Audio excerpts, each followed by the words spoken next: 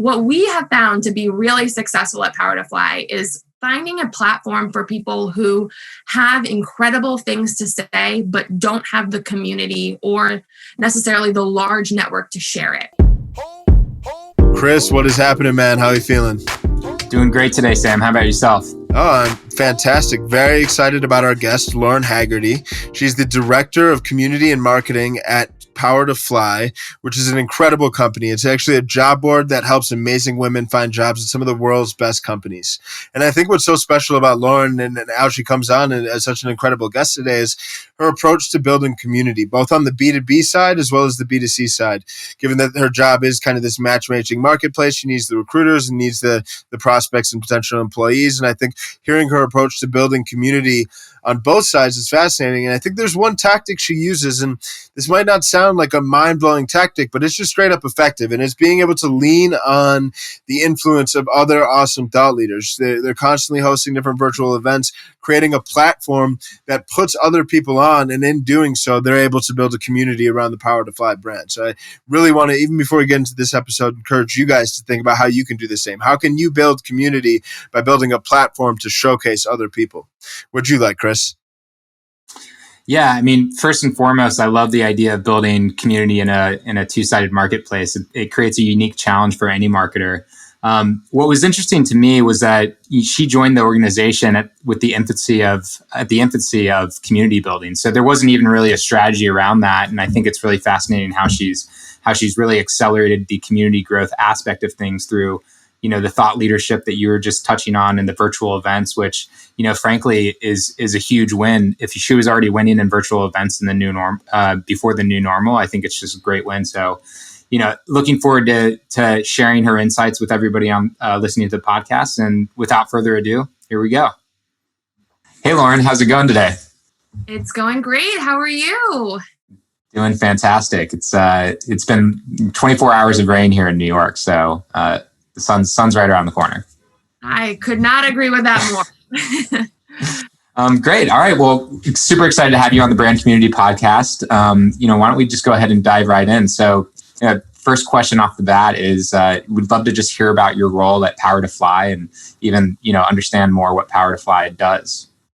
Yeah, that's a great question. So I am the Director of Marketing and Community at PowerToFly. I've been with the organization for just about 3 years now. And, we do a lot of things. So high level, we are an online platform and community connecting women and underrepresented talent with companies that are committed to creating more diverse and inclusive workforces. So when I think about what we do as a company from a high level, I think about us in two major buckets. So in one bucket, we are helping companies from across the globe hire incredible women. They have roles that they're looking to fill. We want to get women into those roles and, similarly get women of our community into these incredible organizations. On the flip side, and in order to fill that bucket, we have to have this extremely diverse, large community of women who are interested in not only finding new roles, but leveling up their careers. So perhaps you're not someone who is, looking for a new job. You're really happy where you're at right now, but you could use mentorship, or you want to become a manager, a VP, or transition industries altogether. We as a company want to provide the resources, regardless where you live in the world, that will help you achieve your professional goals and help you reach that lifestyle that you've always wanted. So my job at PowerToFly is really to bridge those two gaps and build that community and make sure we have the resources that all women need to be successful. And then, in congruence, make sure that the companies are satisfied and getting the women that, fit their hiring needs as well. That's amazing. And I think it's tackling a very important issue. So I think it's in a very impactful and effective way. With that said, as it pertains to your role, I know your kind of title is Director of Marketing and Community. When you think about community, first of all, how do you really kind of define this notion of community, and how does this fit into your kind of marketing strategy as a whole? It's a great question. And I have always considered myself more of a community builder than a marketer. And I think really successful marketers understand the value of community. I think that is so, so key. So when I define community, it's really, it's more than just, your buyer. Because if we just built a community of buyers, we wouldn't have a product, because as I said before, with this kind of 2-bucket method, we need the women to come and apply to these roles, to participate in these companies' actions. So, community is really important to us because it's really like our checkpoint of success. Are women happy? Are women, getting value from what we're providing them? And, there are our product, our product case study, if you may. So, if we never got women hired, we never helped them throughout their career, then we wouldn't be here as an organization. So, I'm not sure if that exactly answers your question, but, it is the most important part of what we do. It is the engine that powers our company, regardless of how many clients we have. We wouldn't be the organization we are without our community. Yeah, that's interesting. It's like a two-sided marketplace, which can always be really challenging, right? Because you got to make sure that both sides are happy, extracting that value. We hear a lot about, even when, brands partner with other brands, it's about finding that connection and that synergy. So pretty cool. So over the past 3 years, we've seen a lot more consideration and thoughtfulness around community building. How has your role developed over the past 3 years, and how has the approach to community building developed over the past 3 years at PowerToFly? And, add-on question, of course, because we have to ask it, but how has the pandemic affected that? It's a great question. And I actually love, it's an interesting kind of my career trajectory. So before I worked at PowerToFly, I worked for the home automation company Wink. So we were the industry leading smart home company, and I managed a community of over 5 million middle-aged men. So it was a really interesting transition to go from that community to PowerToFly's. And when I started my role, we were really in our infancy of community building. We didn't have a fleshed out strategy when it came to retaining the passive women, if you may. So, we were doing a really good job of getting job seekers to come and apply, and not, a large amount of job seekers, enough to get us by, but there was no real retention method. So when I came in, I had a few ideas, and as with all marketers, not every idea is great. I have laughed a lot at my failures over the last few weeks, looking back in retrospect. But something that I am really proud of launching a little over 2 years ago was our virtual events program. So I like to say that I was holding virtual events before they were cool, because given COVID, they're now super cool. But I launched this program with the thought that it was going to fail. There's no way people are going to want to come online and chat with people virtually. That's crazy. Why would you spend your lunch on the computer? So this little idea really blew up in a matter of months. We had our very first event with our co-founder where, truthfully, I had one empty section in our newsletter, and I didn't know how to fill it. I was the only person on this marketing team, couldn't write a blog post fast enough. So I asked our co-founder, hey, would you mind hopping online quickly for 30 minutes and doing a Q&A with our community? She said yes. We had over 150 people join this Q&A. They all asked questions. They all came off camera, and our Chat and Learn program was born. This program over the last 2 years has now accounted for over a third of our incoming new emails, over a third of our new traffic. So as of this year, 2020, it's an integral part of our business strategy, of our community strategy. How do we bring women thought leaders onto our platform and give them a space to chat one-on-one with our community? So if we talk about the pandemic, it's super interesting because we were set up for success when it came to virtual events, where a lot of companies and communities had to pivot very quickly and they did not see the success. So right off the rip, we were able to transition all of our client in-person events, which we have held across the globe. I'm feeling really sad I didn't get to go to Sydney or Ireland before this, which were both scheduled.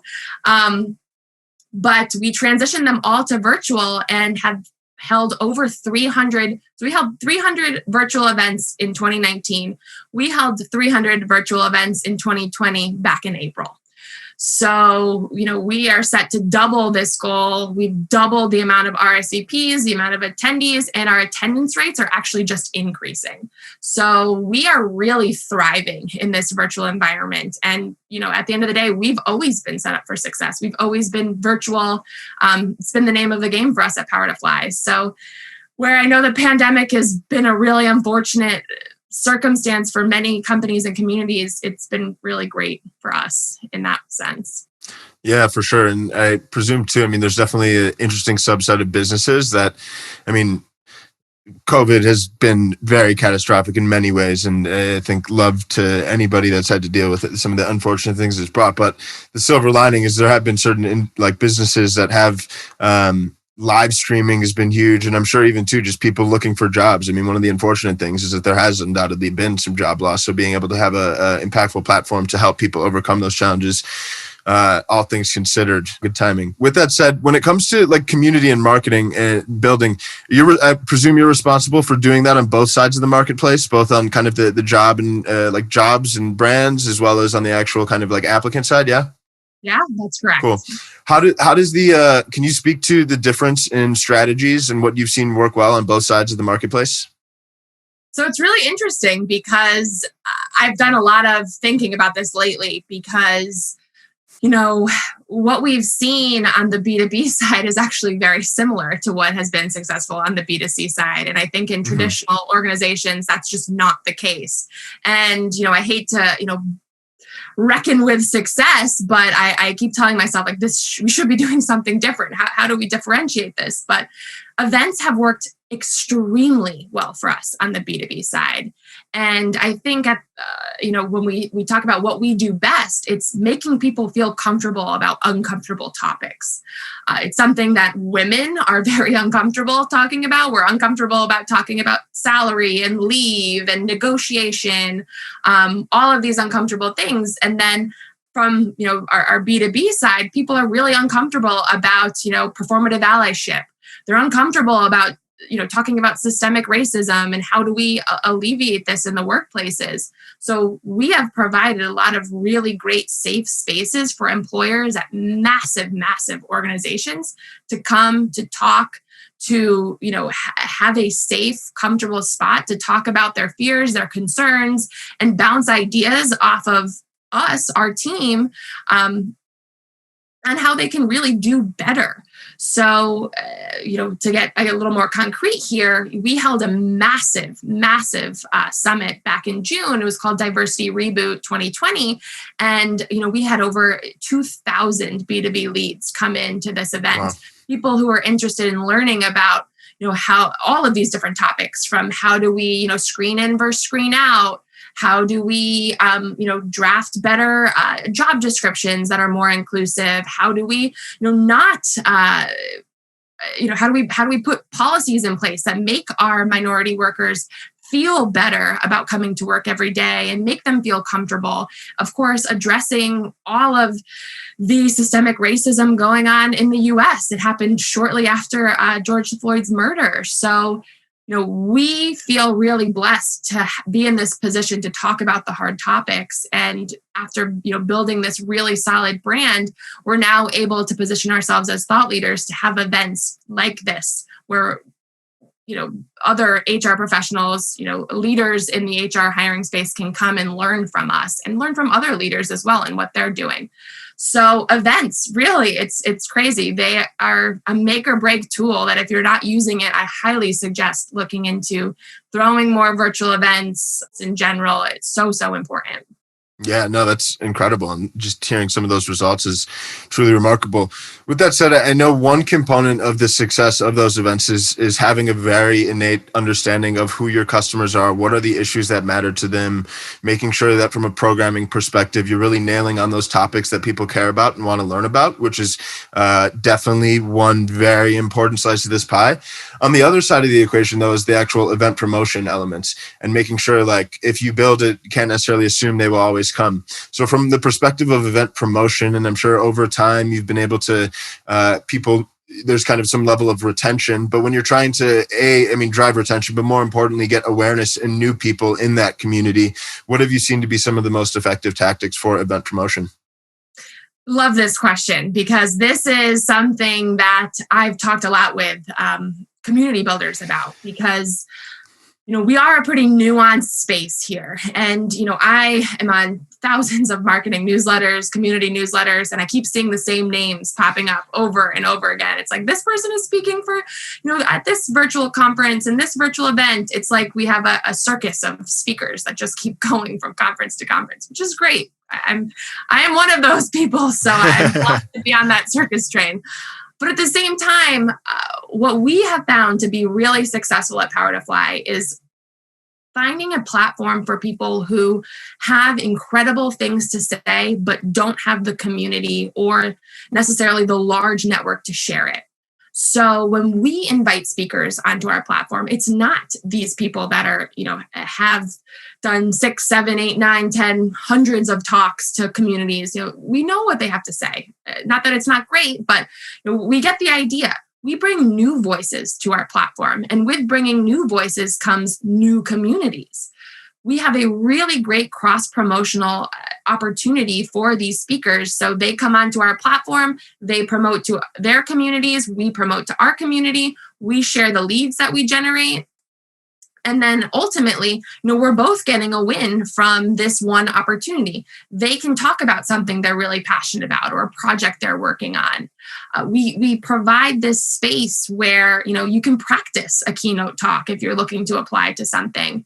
And with that, not only are we able to bring in new leads, new speakers, new community members, but we're also able to get really diverse perspectives. And that's just as important to us as those new leads, because we wouldn't be the platform that we are if we didn't have people from all over the world with all different perspectives and their community support as we kind of learn and grow and figure out, how are we going to make this inclusive world that we ought to live in. So, we're really, really big on that, using your community as a speaker, using our community's community to grow, to elevate, and of course, help them get their message out as well. So it's an interesting tactic that a lot of people are scared to try, but when we push and we support and we provide the material that our speakers need to be successful and promote, you'd be surprised at the magic that can happen. Yeah, that's really awesome. I think being able to exhibit diverse perspectives, and especially because the world is so vast and there's a lot of ways that people contribute to that, right? Question for you though: how are you tracking and measuring the success of your community growth efforts? Because I think that that can be a bit of a nuanced question as well. And then further to the point, how do you segment those people in your community and figure out ways to personalize the outreach and engage them? It's a great question. And, I'm a very transparent person, and it's something that we are working on to this day. Like you said at the beginning, community is a very new industry, and it's very challenging to, not only track growth and understand what's important to us. That's changed a lot. And at least even the 3 years that I've been here, it's changed completely. So a couple of things that we're doing, at the beginning of this year, we set a really big goal for ourselves, and that was around new emails. So every year we decide, okay, this is the goal that the company is going to work towards, not just me as a marketer, as, a larger community manager, but as the company as a whole. Because as we kind of said, there are lots of moving pieces here. All of our teams are super cross-functional. So we all have to be very much aligned on what the higher level goal is. And once we establish that goal, we do a lot of back end dev work to make sure that every piece of the business and operation that we perform is tracked back to that mega goal. So if it's emails, every GA tracking link is reporting back to emails. We have custom conversions that say, okay, we see this many users, new users, the normal, tracking, but then every conversion goes back to a new email. And we're able to very succinctly track that and see in multiple dashboards, what are the efforts that we're doing right now that are contributing to the majority of new emails. So, like I said, it's not a perfect process, and actually something I'm really excited about. we just partnered with Bevy Virtual, which is a new community platform tool, because they have a little more robust community analytics. So we are in the process of transitioning a lot of our community efforts over there so we can get a more robust understanding of not only how many people are signing up, but how many people are coming, for how long, what's the engagement percentage for XYZ customers. And then from the personalization standpoint, we have an incredible team of email marketers who are consistently testing messaging and location, because we're global. So things that don't, that resonate well for us in the US don't necessarily resonate well in the UK or in Latin America. So we have a team that's constantly analyzing, what messaging is working well for this group? Where do we pivot? How many times have these people been outreached? Should we add a video here? Lauren, can you record this? Catherine, can you record this? There's lots of different levers that we're pulling, and we're always analyzing, what's working? Why is it working? How can we make something work better? But as with most marketing efforts, everything can be better and optimized. So, we're still, I would say in the grand scheme, even if it has been like 3 years now, we're still learning on what's the best way to track and measure this community growth. That's awesome. And I think it's never going to change too. I mean, you'll always be testing, learning, optimizing. And I think that's the underlying principle behind some of the best marketers. With that said, now that we're coming near an end, we have the infamous question we always ask. If you were to start a new D2C product company from scratch, or product company, what would it be? And how would you deploy a $100K marketing budget to jumpstart growth? I love this question. So I would start a underrepresented speaker database. So I have looked at many, I say worked with, but looked at, because we don't have the budget to, utilize these, but speaker agencies for some of these really great activists or women leaders, and it's fabulous. But kind of as I mentioned earlier, there are thousands of women out there, or underrepresented people, who have really incredible things and stories to share, but no place to share these stories. So if I had an opportunity to create a D2C brand or company or product, I would create this marketplace where people can come and see all of these incredible speakers, pay them, because their time is worth money, and get them to come and speak for their company. And as a community manager, like I said before, that's sometimes the hardest part, finding someone to come talk that doesn't have a huge speaker fee, or following that they're speaking at so many things they can't come talk at your meetup on a Tuesday night. So I would create this company, and what I would do with the 100,000 would be create a bigger community around that to help promote these people. So 100K marketing budget is a really great number. So how do we, build a bigger community within that community to do more promotion? Do we provide them with, when we get to be in person, great locations and comfortable atmosphere with networking and lots of great talks, like do a few of those micro communities across the world. And then, would love to invest a little bit more in product and market research and find out, what are the best opportunities to elevate these speakers that we have on this great platform. So maybe not the traditional answer, but that would be my dream. I would love to have a smaller agency-esque speaker directory, if you may. Yeah, sounds like we know where you're going to be in about 5 years, huh? That would be great. Let's not tell her boss that. No, no, that's amazing. Well, Lauren, thank you so much for coming on the podcast. I think the impact you're able to provide to the world, to your customers, to your clients, truly incredible. So keep up the great work, and thanks for sharing some of your wisdom today with us. Thanks so much for having me. This has been a blast. Thanks, Definitely. Lauren. Man, well, I really enjoyed that episode. And I think Lauren had tons of very potent advice and tactics that are super valuable for all of you guys. I'm really curious to hear what you guys thought. Personally, what I enjoyed most was just kind of, I think, them consistently creating these virtual events and showcasing other awesome people. Was really, really impactful. And I think so much so that even her business idea was how could she help streamline that process just to make it more repeatable and find other awesome, amazing speakers to put on, because when they are able to find these amazing people to put on, it just lends itself to results and growth. So I really enjoyed it. What do you think, Chris? Yeah. I mean, talk about somebody who's not afraid to fail. Building community through virtual events before virtual events were even a thing, and now it's a integral part of their strategy. It's pretty impressive, and it speaks a lot to the power of that medium. I also think that, in general, when you're talking about marketing versus community building, she really made an interesting point in terms of like, how can you actually, for community building, it's like, how can you actually create that value and that happiness factor and that in those really key takeaways that can really drive that passion for the brand. So really great, insightful conversation. Really glad we had it.